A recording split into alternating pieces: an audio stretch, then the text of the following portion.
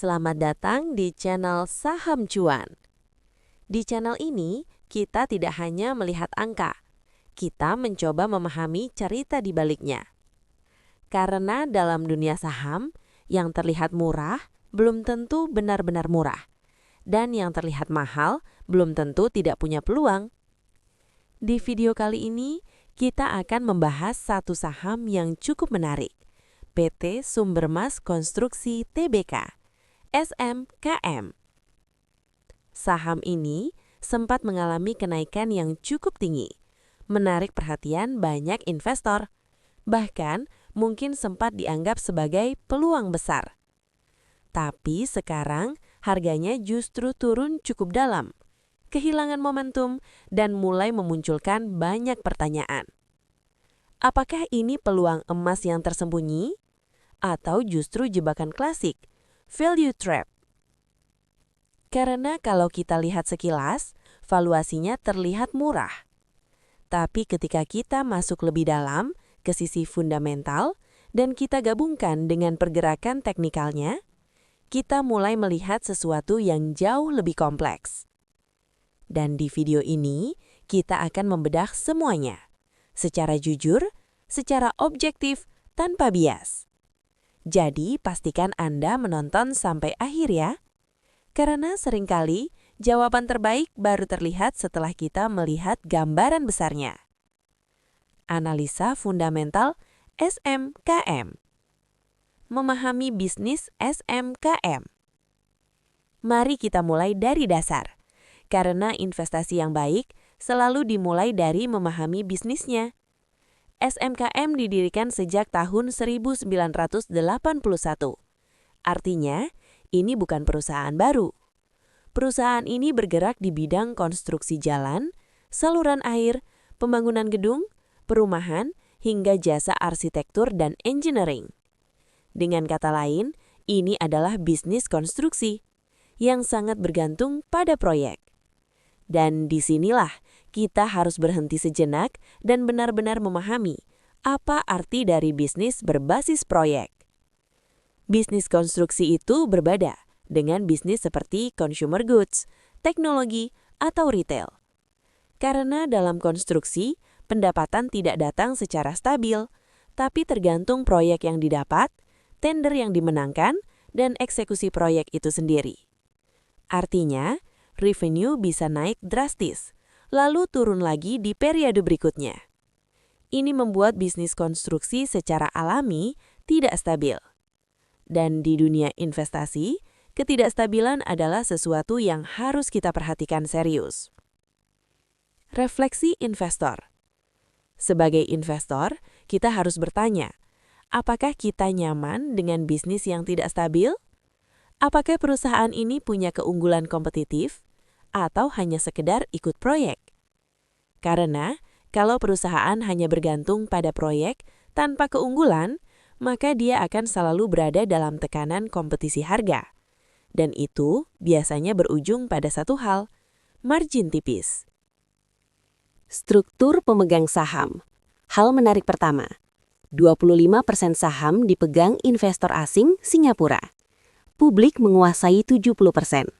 Artinya, ada sentimen global, tapi juga likuiditas tinggi di retail. Namun, tidak terlihat institusi besar kelas atas yang dominan. Ini penting, karena biasanya saham dengan fundamental kuat akan banyak dipegang institusi besar. Valuasi murah atau menyesatkan? Sekarang kita masuk ke bagian yang sering disalahpahami investor. Valuasi. Banyak investor pemula langsung melihat satu angka, PBV di bawah 1, lalu berpikir ini murah. SMKM memiliki PBV sekitar 0,57x, artinya harga sahamnya hanya sekitar setengah dari nilai bukunya. Sekilas ini terlihat seperti diskon besar. Tapi di dunia investasi, murah tidak selalu berarti bagus. Sekarang kita lihat sisi lainnya, PE ratio sekitar 58x. Dan disinilah masalahnya mulai terlihat. PE ratio tinggi berarti PE ratio tinggi berarti laba perusahaan sangat kecil dibandingkan dengan harga sahamnya. Jadi kita punya situasi yang menarik. Murah secara aset, tapi mahal secara laba. Ini seperti membeli rumah yang terlihat murah, tapi tidak menghasilkan sewa yang layak. Pemikiran value investor. Value investor sejati tidak hanya mencari murah, tapi mencari murah plus berkualitas. Kalau hanya murah, tanpa kualitas, itu bukan value investing, itu spekulasi. Dan SMKM mulai menunjukkan ciri-ciri klasik value trap. Profitabilitas, inti dari segalanya. Sekarang kita masuk ke jantung analisa, yaitu profitabilitas. Karena pada akhirnya, perusahaan hidup dari profit. SMKM memiliki gross margin sekitar 16% dan net margin sekitar 2,8%. Mari kita terjemahkan dengan bahasa sederhana. Dari setiap Rp100 pendapatan, perusahaan hanya menghasilkan sekitar 2-3 rupiah laba bersih. Itu sangat kecil. Artinya, sedikit saja biaya naik, sedikit saja proyek bermasalah, laba bisa langsung hilang. Lebih dalam lagi, ROE dan ROA hampir nol. Ini adalah sinyal yang sangat penting. Karena itu berarti perusahaan tidak mampu menghasilkan return dari asetnya. Tidak mampu memberikan nilai ke pemegang saham. Refleksi mendalam. Bayangkan Anda punya bisnis dengan aset ratusan miliar rupiah, tapi tidak menghasilkan keuntungan yang layak. Apakah itu bisnis yang baik? Atau sekedar bisnis yang jalan di tempat? Cash flow, realita yang sesungguhnya. Sekarang kita masuk ke bagian yang sering diabaikan, cash flow. Karena laba bisa dimanipulasi, tapi cash flow lebih sulit untuk dipolis. SMKM memiliki free cash flow negatif sekitar 8 miliar rupiah. Artinya, perusahaan mengeluarkan uang lebih banyak daripada yang dihasilkan. Dalam bisnis konstruksi, ini sangat berbahaya. Karena proyek konstruksi butuh modal di awal dan pembayaran sering terlambat. Kalau cash flow terus negatif, maka perusahaan bisa kesulitan operasional, bahkan bisa terjebak dalam masalah likuiditas. Perspektif investor cerdas, investor berpengalaman selalu bertanya, apakah perusahaan ini benar-benar menghasilkan uang? Bukan hanya di atas kertas, tapi di kas nyata. Dan di sini, SMKM masih punya PR besar. Neraca kuat atau menipu? Sekarang kita lihat sisi positifnya. SMKM memiliki utang sangat kecil, liabilitas rendah, dan current ratio sangat tinggi. Ini terlihat sangat sehat, bahkan bisa dibilang hampir tidak punya resiko utang. Tapi kita harus hati-hati. Likuiditas tinggi tidak selalu berarti efisien. Bisa jadi uang tidak digunakan dengan optimal, atau aset tidak produktif. Ini seperti memiliki uang banyak, tapi tidak tahu bagaimana mengembangkannya. Pertumbuhan ada atau ilusi? Sekarang kita lihat growth. Revenue SMKM turun sekitar 19%, tapi EPS naik lebih dari 200%. Ini terlihat bagus, tapi sebenarnya tidak sehat. Karena laba naik bukan karena bisnis berkembang, tapi kemungkinan karena faktor sementara. Growth yang sehat harus datang dari peningkatan bisnis inti, bukan dari efisiensi sementara.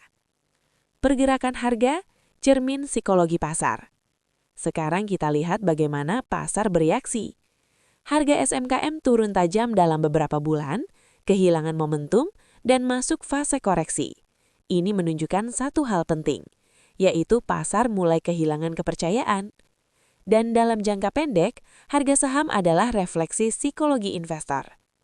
Resiko besar? Mari kita rangkum resikonya. 1. Margin sangat tipis. 2. Cash flow negatif. 3. Pertumbuhan tidak stabil. 4. Tidak efisien. 5. Sentimen pasar melemah. Ini bukan kombinasi yang ideal. Kesimpulan fundamental, SMKM adalah contoh klasik. Perusahaan dengan aset kuat, tapi kualitas bisnis lemah. Ini mengajarkan kita satu hal penting, yaitu investasi bukan tentang membeli yang murah, tapi membeli yang bernilai. Murah tanpa kualitas adalah jebakan. Analisa teknikal SMKM. Dari sisi fundamental, kita sudah melihat gambaran besar perusahaan ini. Tapi sekarang, pertanyaan berikutnya adalah, bagaimana pergerakan harganya?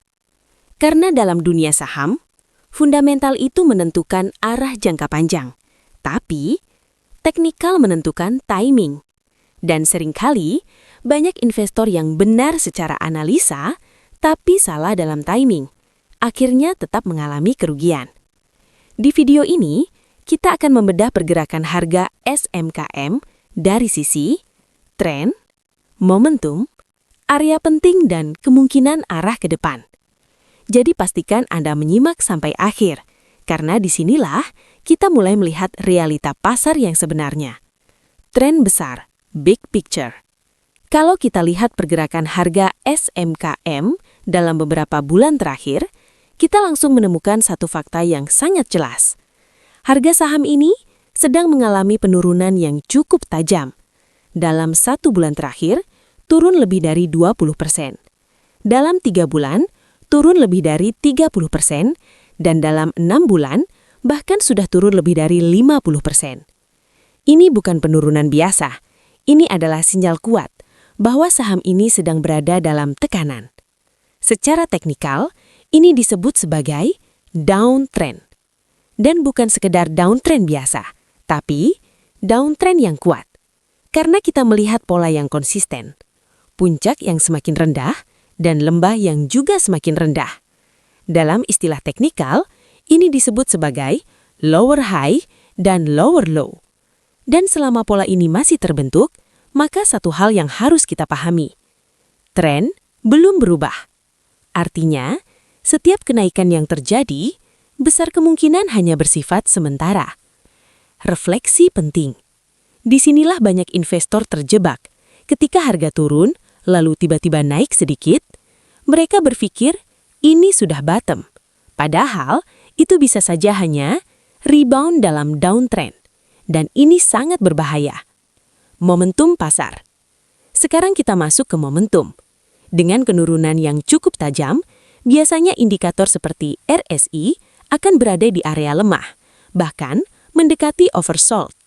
Tapi, disinilah kesalahan umum terjadi. Banyak yang mengira oversold sama dengan pasti naik.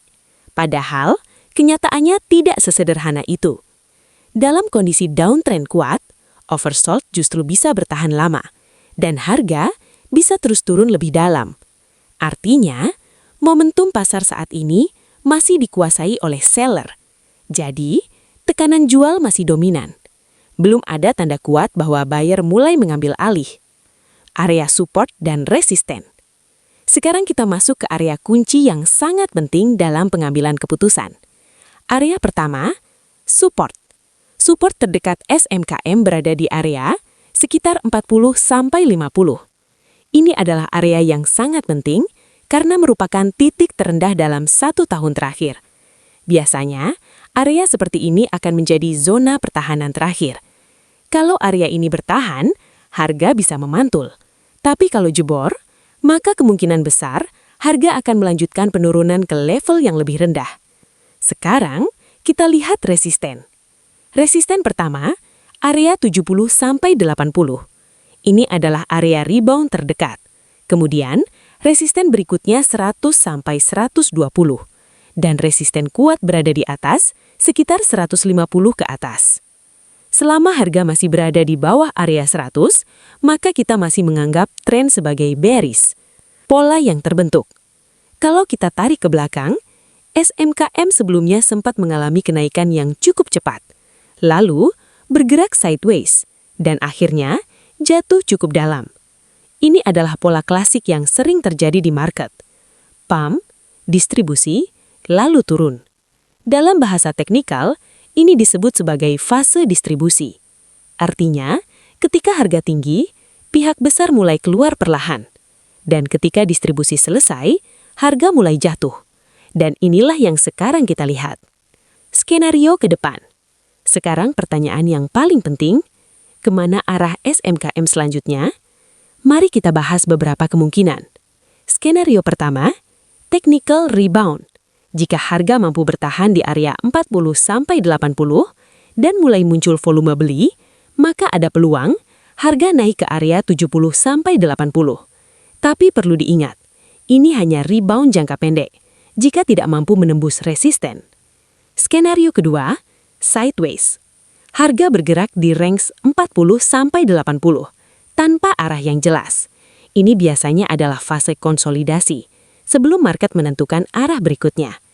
Skenario ketiga, lanjut turun. Jika support 40 jebol, maka risiko terbesar adalah membuat lower low baru, dan ini bisa memicu panic selling. Volume, kunci validasi.